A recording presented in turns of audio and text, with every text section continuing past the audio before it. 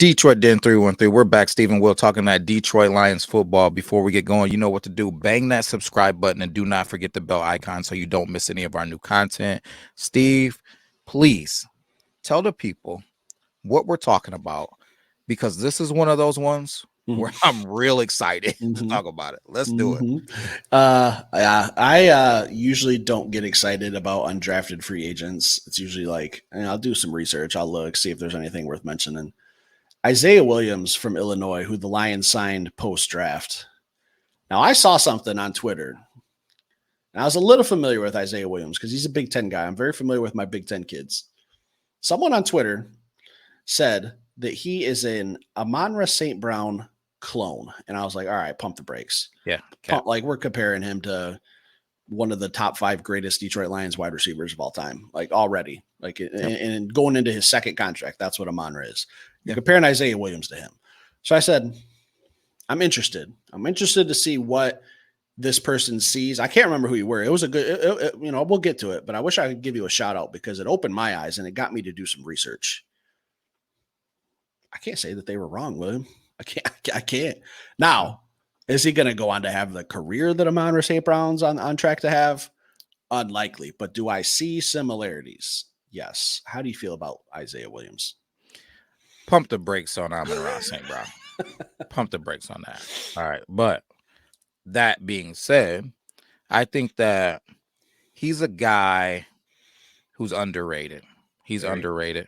And as we go through and talk about him, I think that I find it a little hard to believe that he didn't get drafted. But I think that it was, one of the reasons that he didn't get drafted was his vertical speed, man. His vertical speed. But he could very well be one of those guys that plays the game on the field faster than he runs in the Pajama Olympics. He run a 4.6. I'm not gonna beat around the bush or take anything away. And then his 10-yard was only 1.59, I believe. Yeah, 1.59. So it's not horrible, but it's not one of those, because to me, even though you might hear that 1.5, those hundredths of a second matter in the 10-yard. Right. So 1.59 when you got speedy guys that are running 1.4s and then run 0.51s, and I think that it makes a difference in a 10. And he's a quick guy, he's a shifty guy, but vertical speed, I think that is gonna be the reason why he's not phenomenal in the NFL, but he makes some plays. Here's why I think the St. Brown comparison is fair, because Amon-Ra he's not a burner. I don't, what's it, his 40 times in the 4.6s somewhere. I can't remember off the top of my head. You might, I know it's somewhere in the 4.6s that he ran at the combine. See, I've heard Amon-Ra at 4.6, and I've heard of him at high 4.5. So his unofficial, I know his unofficial at USC at his pro day was an unofficial 4.5. Yeah, so but it's weird. I don't know which one you guys want to go by. I don't know, but we're just saying, the 40 times are similar-ish, maybe, possibly. I don't know. It's weird. But I'm with you. I don't know why Isaiah Williams wasn't drafted. My only guess is I just admitted that I watch a lot of Big Ten football. I couldn't name Illinois' starting quarterback without looking. Yeah, I couldn't. I can name a lot of other Big Ten teams quarterback, them and probably Northwestern off the top of my head. Don't know. He went to Illinois. They had a good year a couple years ago where, I've said this before. They came into the big house with hopes of ruining Michigan's season. They had a damn good team, solid on defense, Devon Witherspoon. They had some guys on that team that are in the NFL. Jerzon Newton. They came into Ann Arbor. They wanted to wreck our season. That was the game that Blake Corum got hurt. Game kind of shifted a little bit when he went out in that first quarter. They were a very, very good team. Isaiah Williams was on that team. He had 715 receiving yards that year. And again, this is not like a passing team that's going to light up the stat sheet or the scoreboard. So he comes back this past season, over 1,000 in a bad offense. Like, this kid gets open. He catches the ball. He finds soft spots and zones because he's not going to beat many people one-on-one with just a speed. He does a lot of similar things that Amon-Ra St. Brown does. Like, he gets open, finds those soft spots, sits down in coverage, knows where the defenders are going to move. I will tell you that I would have been okay with the Lions drafting him in the 6th or 7th round. Yeah. just from what I've seen on tape. Steve, William, are you ready? I don't know. I don't like when you say things like that in that tone. I haven't took anybody to church in a while. Am I going? Am I going to service? I'm gonna take everybody to church here, Wow. right? Because listen, here's the bottom line. I'm gonna say this. I will be surprised. I will be surprised if Isaiah Williams doesn't make this team. Right? Really? I will be surprised. And here's why. Here's why. The 40 time is the 40 time. I don't particularly care about it because I am a guy that is not about the pajama Olympics. I'm about the film. What does the film say? And what does the numbers say based upon your competition? He played in the Big Ten, the same Big Ten that Marvin Harrison played in. Who was number 2 in receiving yards in the Big Ten? None other than Isaiah Williams, right? None other than Isaiah Williams. So let's break it down over his career, right? Isaiah Williams started as his freshman year, getting a whole lot of carries, right? So I'm not gonna say that he's a quarterback, but he started off his career playing 4 games at quarterback, starting at quarterback, right? Mm-hmm. Where he rushed 63 times and had 389 yards as well as throwing the ball around. So, and a TD. Then fast forward to 2021, they moved him over to receiver. 2022, same thing in 2023, which he began to show up, show out, make big plays. So this is a guy that can help a team in multiple facets of the football game. He knows how to rush the ball. He knows how to play the receiver position, and he thinks like a quarterback. All things that make me think that he can be successful at the NFL, because the NFL is not just about having skill. The NFL is about understanding what's going on in front of you and making adjustments and doing the right thing. He sees the football game as a quarterback, not a receiver. What do receivers need to do at the NFL, especially if they're running choice routes or option routes? They need to see, are we in cover 1? Are we in cover 2? Are we in cover 3 or cover 4? What are these guys doing? Is the safety rolling in the box, outside the box? What are these linebackers doing? I need to cut inside, outside. I need to sit. What does Amon-Ra St. Brown do? Those exact same things, and he does them to a high level. When you run that 4-6, it now turns into a 4-5 because you're moving quicker, because the computer in your brain is moving faster than the computer on the opposite side of the football. Those things matter, right? Now, on top of that, on top of being a quarterback, on top of the statistics, well, I got statistics for days. Coming out of Missouri, he was the number 1 player coming out of Missouri, Gatorade Player of the Year. He was getting recruited by the likes of Michigan, Alabama, Florida State. The list goes on. Dog schools, not just regular Big Ten schools like Illinois were the only ones that were recruiting him. No, the big boys were recruiting him and offering him scholarships. He had a skill set which was predicated on him playing quarterback, but they knew and they saw the talent that he could be doing multiple things at the next level, but he wanted to get an opportunity to play quarterback. So he chose to fight in the Illini, man, which he got a shot, but then they saw they needed to get the ball in the playmaker's hands, man. So on top of When that, Brandon Peters showed up and ruined his dreams. yeah, Brandon Peters booted out of the University of Michigan, but yeah, the numbers don't lie, man. This is a guy who shows up in big moments. He had back-to-back game-winning touchdowns against Minnesota and Indiana in the last seconds of the game winners, man. Less than a minute left. He's catching touchdown passes. I think one was for like 50 yards and the other one was for 20 or 30 yards. He's catching touchdowns and in big time moments. So he's a guy that plays with a level of confidence, a level of moxie. He's shifty, man. Nicknamed the human joystick. He catches that football and he's making guys miss. Steve, you alluded to him being the Yak King, the only Yak King that I know about.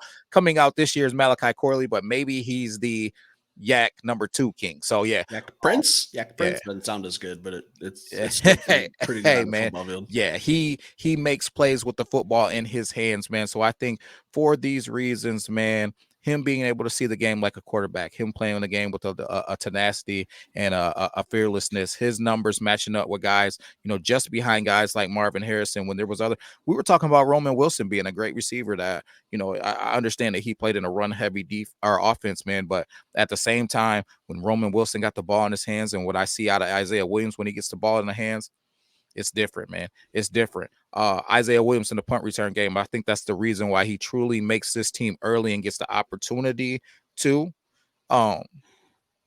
fight his way into the receiving corps is because of what he offers in this new kick return rule and the punt return game. We can put a guy out there that is not going to be someone that we're necessarily worried about getting injured and taking away from our receiving corps. And then if we decide to move on from a guy like Khalif or somebody like that, we can just plug and play him and move on. But if I'm choosing between a guy like this and Antoine Green, if I'm choosing between a guy like this and your boy TK85, if I'm choosing for that last spot and I got a guy that can offer me something on special teams and jet sweeps, screen plays, slants, bubble screens, end arounds, or if I want to throw double passes, I got an ex quarterback out there. Isaiah Williams is going to be on this football team. I will be surprised if he isn't. This is a guy that can play football. Forget the 40 time. Forget the 4.6. William, he can play football. Yes, sir. I'm itching. Let's go. I'm itching because I don't take people to church, but Pastor Perkins is about to preach the service today. Okay. Let's go. I was getting a little nervous you were going to steal my thunder, and if you did, I was going to drive to your house and we were going to fight in the front yard. I might have been because all this. I know. That's why I'm a little scared. Because you kept saying he's an ex-quarterback. Yeah. Who's the wide receivers coach for the Detroit Lions? Antoine Randall, baby, and it was on my list. It was working. Is he a former quarterback? Indiana's finest, baby. Did he have a pretty good NFL career with the Pittsburgh Steelers? Pittsburgh Steelers, yes, sir. Is that someone you think could maybe take a little Isaiah Williams under his wing and show him the way of, hey, man, you might not be the best wide receiver ever, but I could teach you how to have a nice little career. They're darn near built the same. They are. When you kept saying ex-quarterback, I was sitting here thinking, I might as well not even talk for the rest of the show if he steals my thunder here, because that's literally the one thing that popped in my head is Antoine Randall, former receiver, former quarterback, college quarterback at Big Ten also. Had a very good career. I beat you to it. Had to get it because I was itching. I was just thinking, who better to learn from than a guy who there's not many guys in the league that are former quarterbacks and in college converted to wide receiver. And we're very lucky that one of them's with us. Yep. Isaiah Williams, you said he's going to make the team. I'm not so sure that he will, but I think he might be number 54. I think he's going to be right there. He's going to be right on that cut line. And I will say this, if the Detroit Lions cut him and try to designate him to a practice squad, I would be surprised if he makes the Detroit Lions practice squad, because I think another NFL team would swoop in and take him. Yeah. I think he would make another team. Don't know who it would be. He's just versatile enough where I don't see him sticking in Detroit if he's not on our active 53-man roster. So I had to beat you to the punch, William, because I'm not mad at all. I have two notes. That was one of them. Yeah, right on. Right on. And to go along with that too, he's another guy that is a team captain.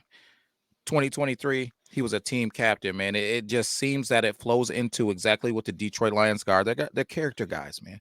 They're guys that love the game of football, guys that play hard, the guys that are team captains typically flow into the characteristics of what the Detroit Lions want to have on their team. They paid the guy $240,000 as a bonus to come in and play with the Lions. I don't think they give that money for no reason. I'm pretty sure he had a lot of people vying for his services coming into camp. And I think for those reasons, man, he's going to make this squad as kind of like another guy that's like a Sione Vaki, another guy that's like a Malcolm Rodriguez, you know what I mean? Another guy that's like a Germ, man. Guys that are football players. They're not quarterbacks. They're not receivers. They're not running backs. They're football players. Guys that can play the game of football at a high level, at an intense level, and they're coming to compete. I think, Raymond, you better look out. You better look out, because that is the type of spot that I think that he can fight for. I'm not saying that he's going to take his spot this year, but I'm thinking if he makes this team, the writing is on the wall for them to be moving in a younger direction with offering the same type of piece. You know what I mean? If not an enhanced version, because I don't know. I think that Isaiah Williams his change of direction might be better, man. It's no disrespect to Khalif, man, because I love what Khalif brings to the table. I love his work ethic. I love him and Amon-Ra St. Brown competing at practice and the camaraderie of it. But the NFL is what? It's not for long. It's a business first. And that opportunity to get younger, I think that we have to take heed to that. These are business decisions and not emotional ones. Yeah, I think if he makes the team, it's going to be because he can do a lot of other things, not just play wide receiver.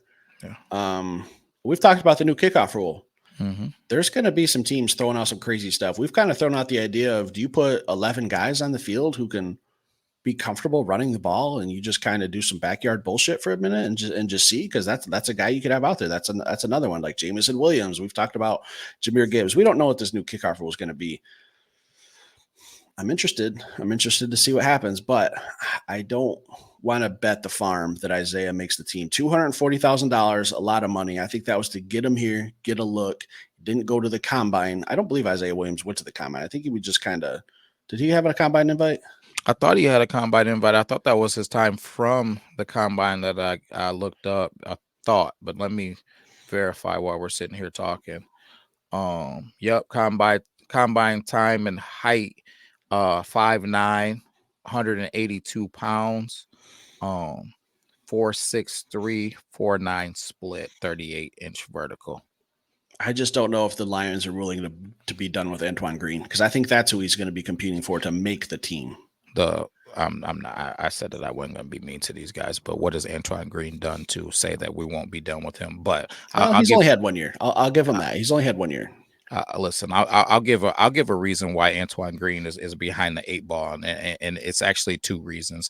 And one's name is Quan Martin, that's playing for the Washington Commanders, and another one is Sidney Brown, who is playing for the Philadelphia Eagles, and another guy is a guy that you guys better be familiar with if you're Detroit Den 313 followers, and that's Devon Witherspoon, and that is who Isaiah Williams was going against every day at practice. He was going against guys who were going in the first round, second round, and third round of the NFL draft, guys that are going on to the NFL to make impacts and get starting reps for their teams. He was going against dogs every day. I even watched one of his interviews, and he was talking about going out on a Saturday was easy after I'm going against these animals every day. That's when I knew that these guys were phenomenal, because I'm going against Devon Witherspoon at practice every day. And then no love for Kirby. Yeah. And then he didn't see Kirby that much, he said. So, but he, for whatever reason, he got reps with Quan and Devon Witherspoon. I don't know if it was one-on-ones and whatever. And he said every now and then he's seen Sidney Brown, but he didn't mention Kirby, so I'm not mentioning them. But those 2 corners, man, every day at practice, man, it's it's tough sailing out there. You know what they say in Detroit, iron sharpens iron. They want environments where you have to compete, and the cream is going to rise to the top. He was fighting every day for a couple of years out there. And here he is with an opportunity with the Detroit Lions, and I think it's going to show that he's been against top level competition. I will just say that coming out of Illinois, not an offensive powerhouse, putting up solid numbers with a below average quarterback. Let's just be honest, not trying to throw shade. Just, when you rack up against the Big Ten, whoever their quarterback was isn't even on my mind. Mm-hmm. Put up solid numbers, went against some solid defenses, produced.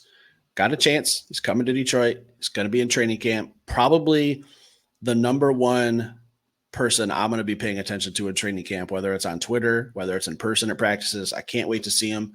I think he's one of those guys that might need a little bit of luck, might need a really good couple preseason games, might need to put up some numbers.